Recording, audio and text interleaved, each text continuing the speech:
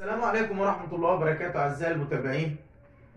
لازلنا بنتحدث في الأسئلة اللي بتطلع علينا وبنجاوب على الناس عشان الكل يستفيد.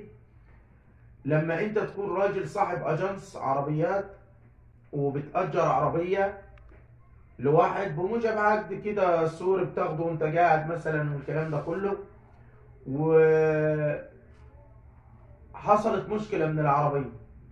انا اتكلمت في فيديوهات قبل كده ان سواء انت مشتري العربية دي مستعملة او بايع العربية بتاعتك، حاول تكتب في ظهر العقد ان انت غير مسؤول عن السيارة من ساعته وتاريخه، عشان تحط نفسك في كردون امني مستقر وتنجي نفسك من اي مساءلة او اي مشاكل تحصل من العربية.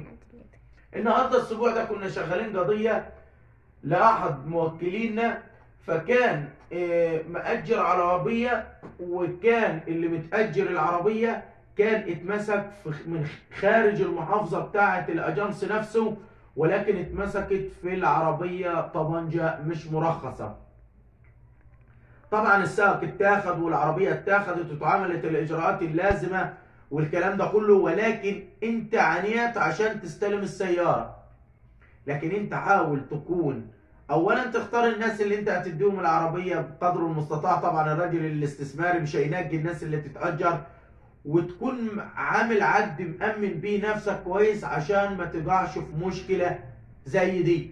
والعكس صحيح، لو انت متأجر العربيه دي من حد او عربيه واحد صاحبك ورايح بيها مشوار بعيد وعارف هتتعرض لكمين ولا بتاع، مش عيب لما تفتش العربية كويس اللي يكون سايب فيها حاجة، حتة حشيش كان بيشربها، برشامة، شو معلش سلاح نار يكون مثلا خاص بيه، أي حاجة تدين. بر نفسك وبريه وحاول تمشي قانوني. انتظرونا في فيديو جديد ومعلومة جديدة.